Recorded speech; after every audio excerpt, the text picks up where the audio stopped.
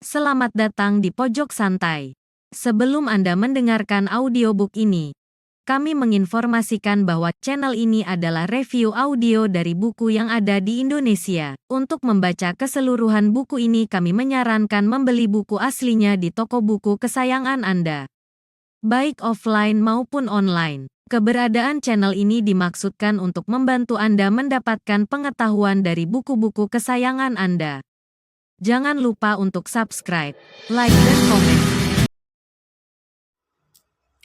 Selamat datang di Pojok Santai, channel khusus yang membahas komik dan novel dengan cara asyik.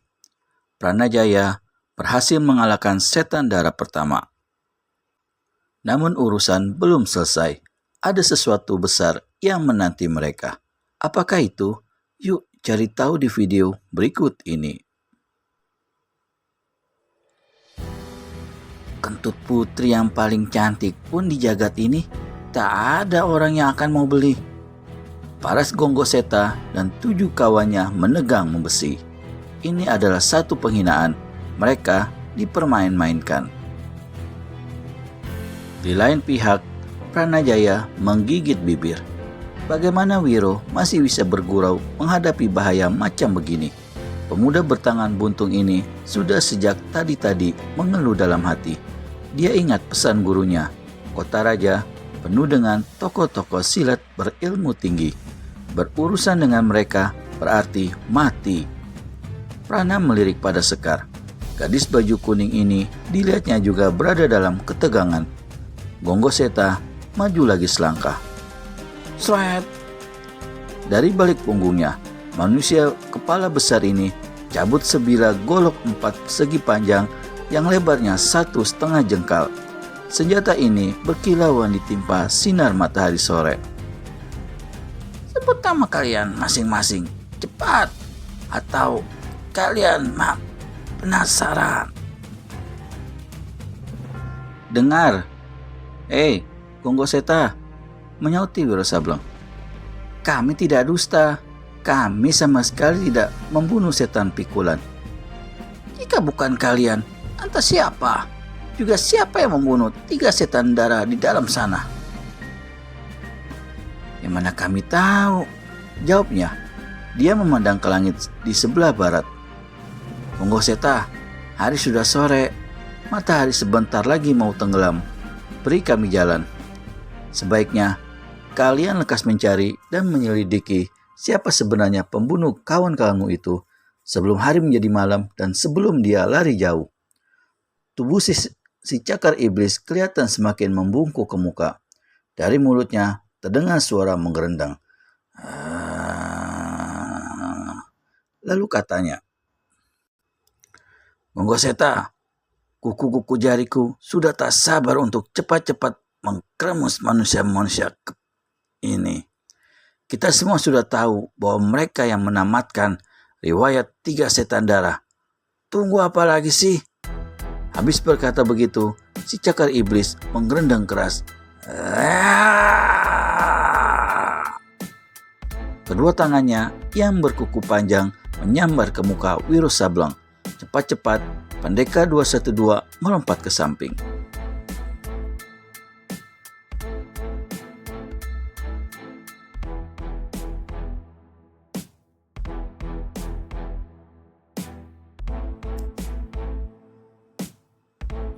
Wiro maklum, walau bagaimanapun, kini pertempuran tak dapat dihindarin.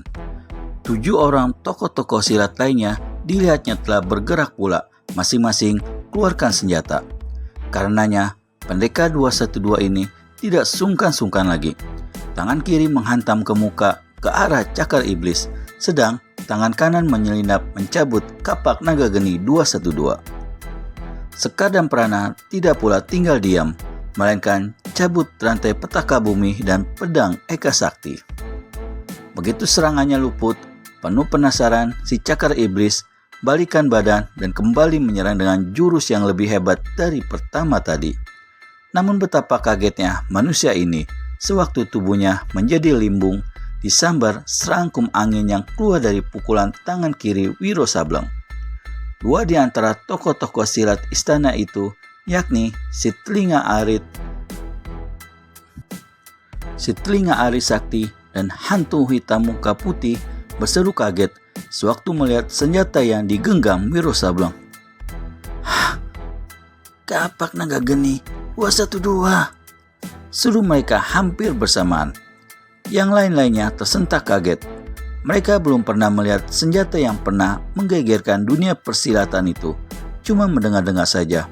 Sungguh tak dapat dipercaya kalau hari ini mereka menyaksikan senjata mustika sakti itu berada dalam tangan seorang pemuda berambut gondrong bertampang dogol anak-anak.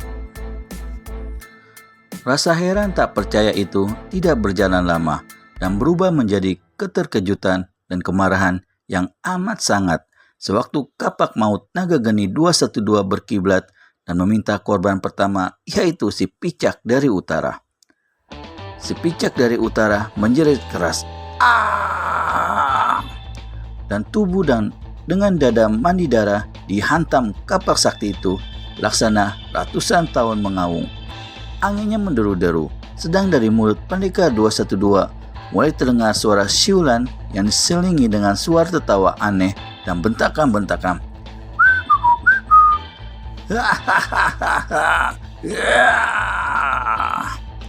Bila siulan itu terdengar, bila suara tertawa aneh menyeling, inilah satu pertempuran besar yang dahsyat.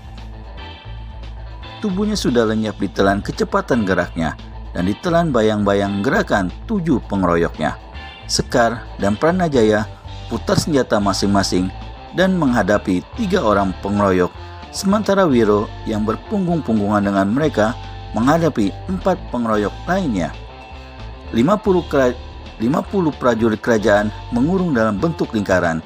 Mereka memang sudah diberitahu untuk mengambil posisi demikian dan tidak turut menyerang.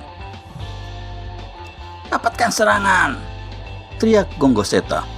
Karena sampai 5 jurus di muka, tak satu pun yang sanggup mereka lakukan untuk membobolkan pertahanan ketiga orang pendekar itu. Dalam jurus ketujuh, harimau siluman mengurung persis macam harimau dan dari mulutnya mengepul asap 7 warna yang mengerikan. "Tutup jalan napas!" teriak Wiro memberi ingat. Sekar dan Pranajaya segera melakukan hal itu, tapi Sekar terlambat. Hidungnya keburu mengendus hawa beracun asap 7 warna itu. Tak ampun, pemandangannya menjadi gelap dan tubuhnya melosong gontai. Di saat itu, si janggut biru secepat kilat tusukan tongkat besinya ke perut gadis itu. Trang! Bunga api memercik. Tusukan tongkat besi si janggut biru terpapas ke samping karena dilanda badan pedang Eka Sakti di tangan Pranajaya. Jurus-jurus berikutnya semakin seru. 50 prajurit hampir tak sanggup melihat dengan jelas gerakan-gerakan mereka yang bertempur itu saking cepatnya. Harimau siluman masih juga mengeluarkan asap beracunnya dari mulut. Penasaran sekali, Wiro Sableng berteriak, "Hei, harimau siluman, silakan makan asapmu sendiri." Wuss. Habis berkata begitu, Wiro pukulkan tangan kirinya. Pukulan angin puyuh yang dikerahkan dengan setengah bagian tenaga dalam itu hebat yang bukan main. Asap 7 warna yang dihembuskan harimau siluman menjadi buyar berantakan untuk kemudian menyerang pemiliknya sendiri. Harimau siluman menggeru. Tubuhnya jatuh duduk di tanah. Hidung dan mulut serta matanya mengeluarkan darah akibat diterpa racun asap 7 warna. Manusia ini keluarkan sebutir pil penawar racun. Tapi sebelum pil itu sempat ditelannya, racun asap 7 warna sudah merambas ke jantung dan paru-parunya. Tak ampun lagi, harimau siluman menggeletak mati di tanah. Di saat yang sama, Wiro Sableng mendengar suara jeritan Pranajaya. "Ah!" Ketika dia menoleh, dilihatnya pemuda itu terhuyung-huyung dengan tangan terluka parah dihantam senjata berbentuk arit di tangan si telinga Arit Sakti. "Ampunlah!" teriak telinga Arit Sakti. Aritnya menyambar ke leher Prana yang saat itu sudah tak bersenjata lagi, karena tadi telah terlepas sewaktu lengannya dihantam ujung arit. Prana jatuhkan diri. dia selamat. Tapi sewaktu arit itu berkiblat membalik kembali, murid Empu Blorok ini tiada sanggup lagi menghindar. Si telinga Aris Sakti tertawa mengekeh. Hahaha. Wus. Telinga Aris Sakti berseru kaget dan lompat 7 tombak ke atas. Apa yang menyebabkan telinga Aris Sakti menjadi kaget? Temukan penyebabnya di video selanjutnya hanya di channel Pojok Santai. Segera subscribe dan tekan tombol lonceng untuk mendapat notifikasi video terbaru dari kami. Terima kasih dan sampai bertemu kembali.